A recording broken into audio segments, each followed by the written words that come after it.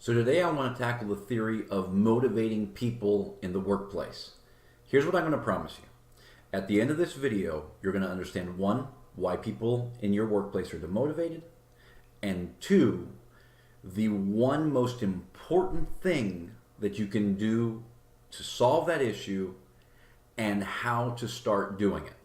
So those, I promise you at the end of the videos, you will know those things. So first of all, let's talk about where we are. And I made another video that talked about the statistics of where we're sitting. What you have to understand is that there's been many studies on engagement and how the workplace is working today and how employees are feeling. And there's two that I like a lot, and one is just kind of what Google had been doing for a while now with people analytics. And another one is the Gallup study that kind of broke down motivation and you know what you need to get employee engagement. There is a commonality between those two studies.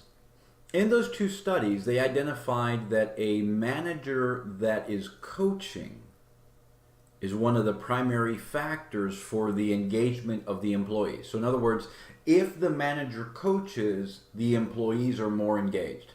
In Google's study, they actually put, these are the 8 things that we care about at Google. That's it. Number 1, coaching.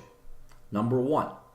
These people know what they're doing. They've analyzed data. They have their data scientists and they know what was demotivating their people. So that's really, really, really important to understand, is that the number 1 impact on the motivation and engagement of a team is their immediate manager and their ability to coach the team. Another aspect that we tend to not understand that well is that motivation and demotivation are not necessarily opposites. A lot of us think that, well, you know, if you're not motivated, you're demotivated. If this doesn't motivate you, it demotivates you. And so I want to tell you that's not true. If you want to take a look at it, just read up on the hygiene theory, and it kind of explains it in a lot more detail than I will on this video. But motivation and demotivation are not necessarily opposites. The things that cause them are not necessarily the opposite. So let's take salary, for example. You know, a lot of people think, well, if we bump their salary, they'll be more motivated. Not true. They won't be more motivated. If you bump their salary, they'll be less dissatisfied. In other words, there could be no dissatisfaction on the salary. But paying someone too much doesn't necessarily motivate them to do more. I know it sounds really weird. Follow along with me. Most employees in the United States, according to several studies, are willing to take a pay cut to go to a job that has more purpose. They're willing to leave their current employers. That means they're giving up status, they're giving up, tenure, they're giving up people that they know that they're used to working with. They're willing to give that up, take a slight pay cut, if they understand that the other company has more purpose. If they understand that they will enjoy working there more. That's very, very important to understand. See, the hygiene theory basically on salary would say, look, once you get them up to this level, they're going to be happy. Now, they're not going to be demotivated. As long as you're competitive and they can meet their needs, their basic needs, they're going to be happy. From here on out, the rest of the engagement relies on other factors. So paying them more isn't going to make them more engaged in their work. It's these other factors that engage them in their work. So that's a really important takeaway to understand when you start approaching on how to solve the problem with engagement in a company. A lot of people, well, just put a big bonus at the end of everything. And that works to some degree. There is some results, but it's not really how people work. So you're kind of going against the flow.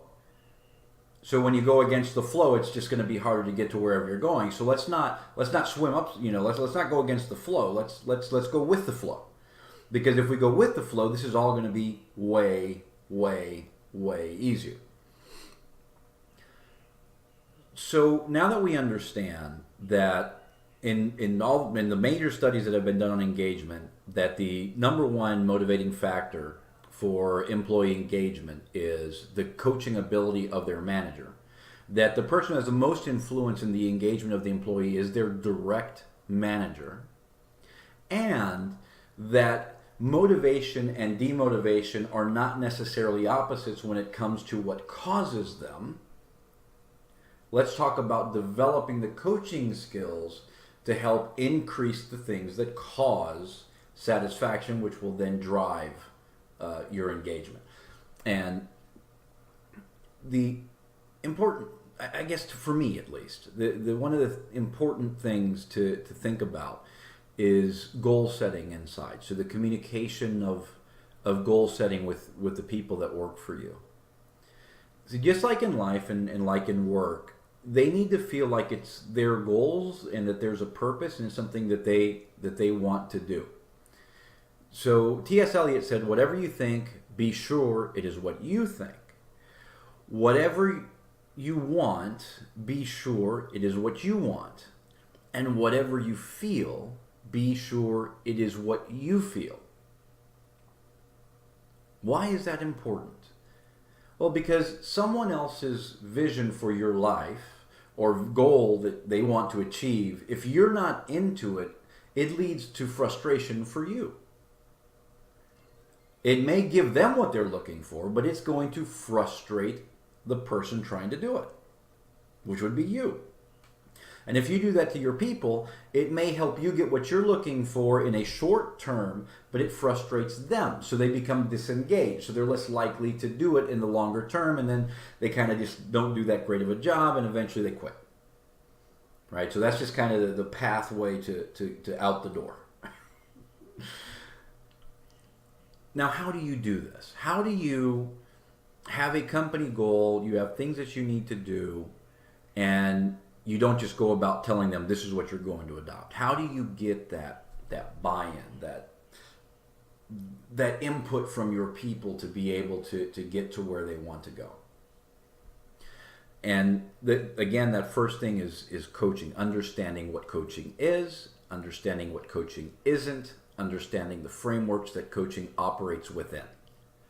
So I'm going to give you a very, very quick overview, kind of a little mini coaching class. And when we do this with companies, we actually go through a coaching course to get the managers to understand what coaching is and help them start implementing it, and then do follow-ups to be able to refine their skills as they go along. Now, I'm not saying you have to be a 100% coach, because that doesn't work. Not in a company setting, that doesn't work. But you need to know these coaching skills. It's a tool. It's like being able to understand how to use a wrench, and then being able to look at and understand the car, and then you know when to use the wrench in which situation while you're working on the car. So that's what I want you to understand, is that the coaching toolbox or the coaching set it's a skill that you need to understand and be very good with, and then you need to understand the other aspect of why it's used. And once you have that understanding, you'll be able to decide when to apply it, when not to apply it, how much of it to apply. Okay, does that make sense? So let's get into coaching. So the first thing that we need to understand is that when we're coaching somebody, we have to make a series of presuppositions. Okay, what is a presupposition? It's basically a convenient belief. Something that, if it were true, will make our interactions easier. And it's very important to have that, because it's going to change the way that you interact with people. An example I'll give you is just kind of a self-fulfilling prophecy that I've seen in many companies. So you have the higher level management.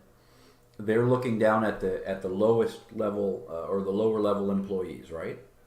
And they start designing these very restrictive systems, because the higher level management sees a lot of mistakes that are happening on the lower level, right? So your production mistakes or safety issues or not meeting goals or whatever's going on.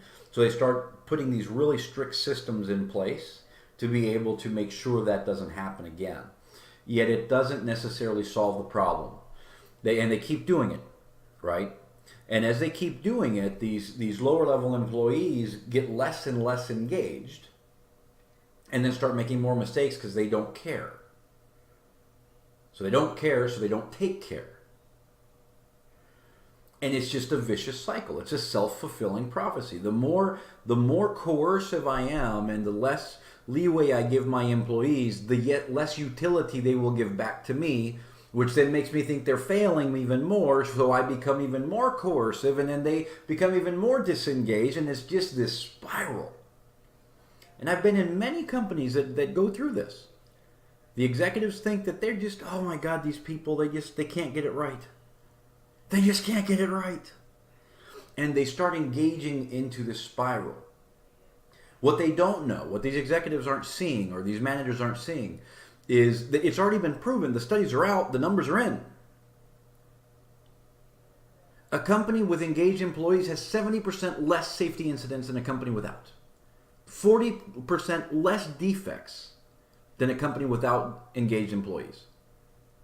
Simply engaging the employees would start reducing the error. Simply communicating with the employees, simply coaching the employees would start reducing the error. So the first presupposition is everybody wants to do a good job. You have to approach it in that way. This person wants to do a good job, right? The second presupposition that you want is they have all the resources they need to do a good job within themselves. They just may not know it. And I've had issues with employees where we had to work through this, and I had a manager actually write someone up 3 times. So it was about time to let him go, because he, corporate policy, procedure, 3 times you're out, kind of thing. And before we fired him, I said, look, bring him to me. Let me give this a shot. So I talked to the manager. We had a really good conversation of what they talked about before, what his perception is of the person, and what was going on. So I said, okay, and I was a general manager at the time, but I was still learning how to coach and how to bring out the best in my employees. So I said, well, let me give this a shot. What do I got to lose? Let me give this a shot. So I brought him in the office. Before he got into the office, I made sure I had his paperwork all done. I signed it for his firing. That was going to be his last meeting if we weren't able to make some sort of progress.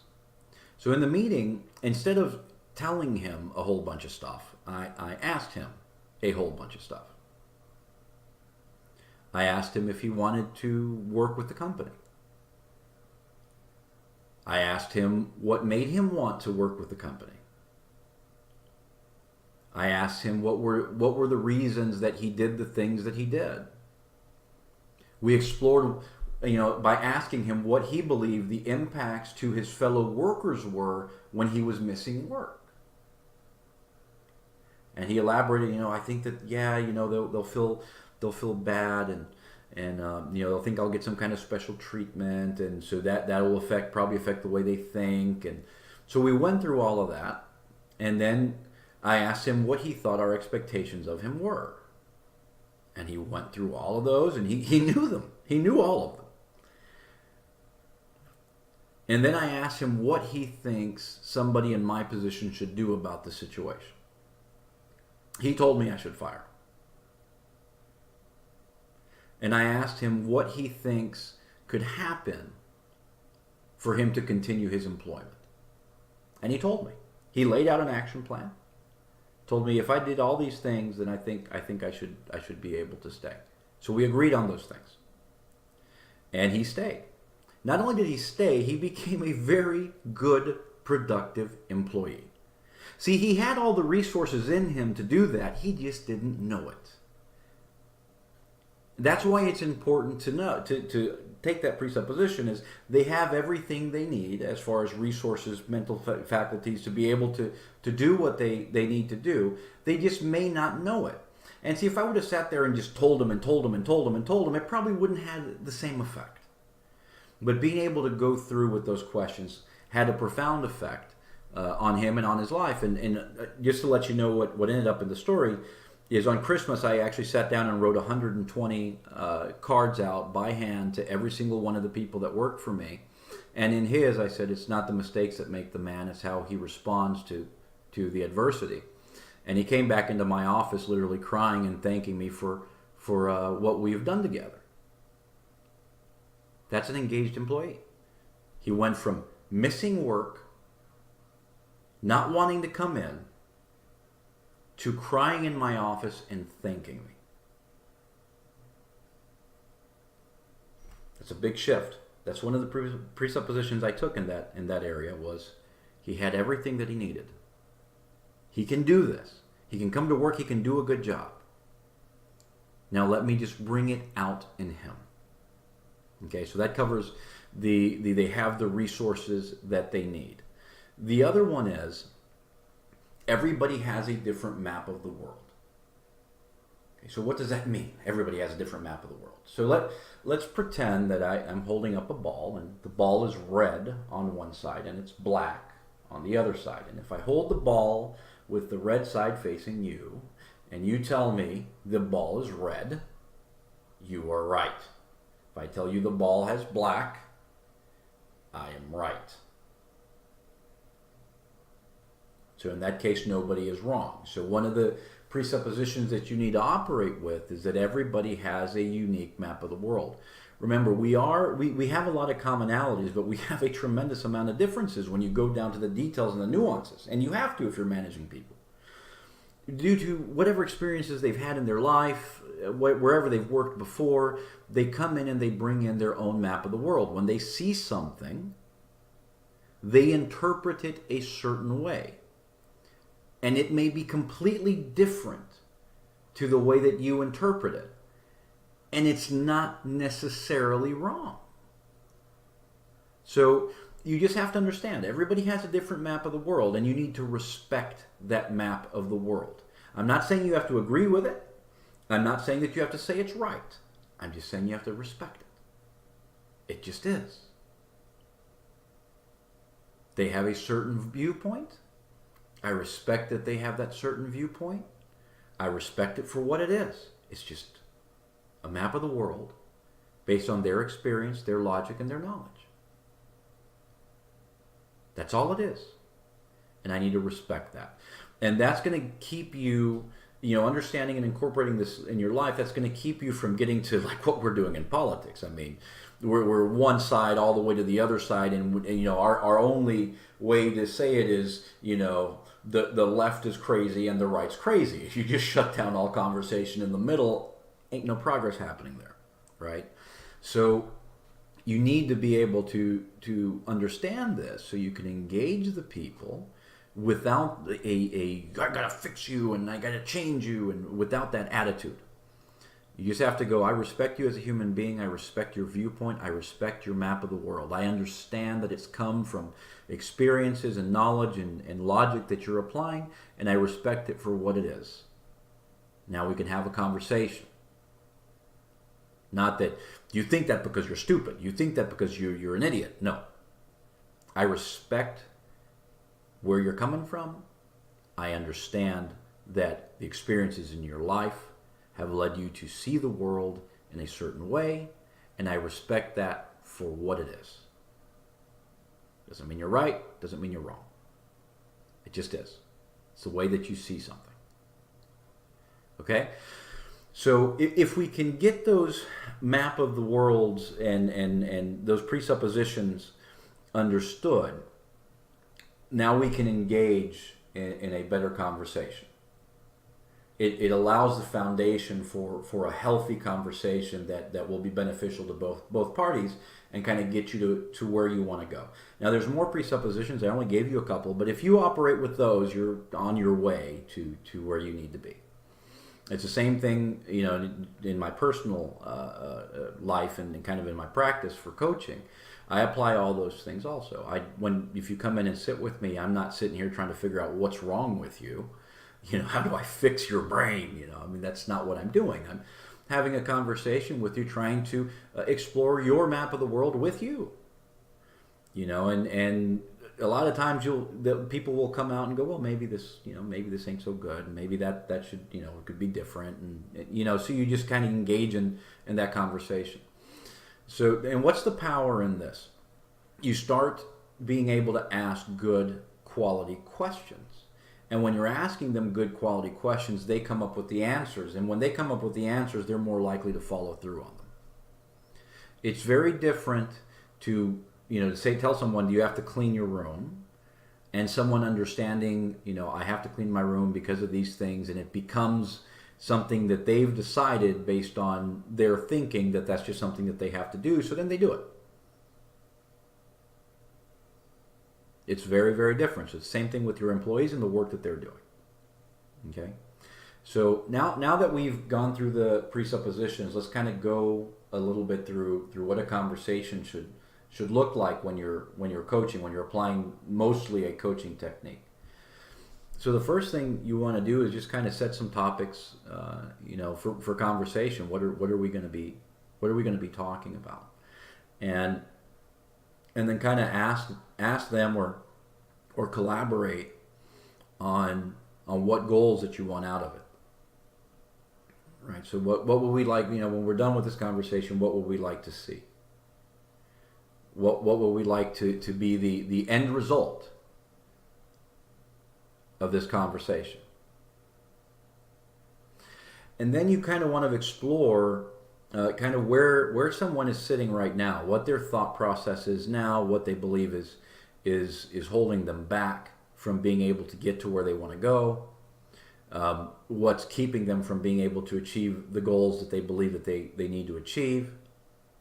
And then you want to go and set the objectives, or kind of the outcomes, or the things that they're going to do, and start putting timelines to those things that they want to do. So it's very simple. It's not overly complex. Now, being able to apply that in a conversation without biases, with presuppositions, understanding questions, understanding when you shouldn't interject and just start saying stuff because you're going to want to. That's more difficult. It's a skill, right? So it's a skill, it's a habit, it's a way of being. So because of that, it takes some time to be able to really understand and be able to do it. So what you want to do is when you set the topic and you start talking about the outcomes of the conversation, is just ask them, what would they like the outcome to the conversation to be? We're sitting down, we're talking right now. What could be a good outcome of our conversation? What would you like to leave with? What would be your expectation for this engagement, for us talking? Right? And then start getting them down. What are the outcomes? So we got a topic, and maybe the topic is to improve the efficiency of the department, or whatever your topic is, and then what is kind of the outcomes that we would like after this conversation is over, and then just start going into what we believe is the current situation. So what's kind of stopping us from getting to these outcomes, or these things that we want to get to, and then start setting goals on how to overcome them, and start setting dates to those goals. And it's a very, if you do it correctly, it's a very friendly, a very informative, a very growth-based type conversation that you're having with your people. And that gets them to buy in. Also, you don't want to be going through this and constantly interjecting and telling them what you think and what they should do. Because that kind of breaks the whole, it kind of just shutters the process. Because what you want to try to do in a coaching scenario is bring something out of them. Coaching is not about telling them how to do something. Coaching is about bringing something out of them. I'll give you an example just so you can kind of go through it. If I asked you right now, what are the key things that you are doing right now in your life that are bad for you? I'm pretty sure you could write that down very quickly. And we all know we have some bad habits. I smoke, for example. That's bad for me. I have other worse habits. Trust me. No, not cocaine, but just bad personal habits that I have. It wouldn't take me very long to just go, okay, yeah, I do this, I do that, I do that, I do that. These are all things that I do that are bad for me. Okay, so what could I do about those things? All right, so when you talk to the people, you don't carry those thoughts in the front of your mind. You're not always thinking about them. So bringing those out is part of this process. You know, what are we doing as a department that's kind of holding us back? And boy, I bet you people could come up with a lot of information. Well, you know, I think we're doing this, and that's holding us back, and this is why I think it's holding us back, and what about it holds you? You know, what about it is holding us back, and what do you believe we could do to be able to you know, overcome this issue? And you start asking these questions, they start giving you feedback, and you'll be surprised with the feedback you'll get. That's what coaching is.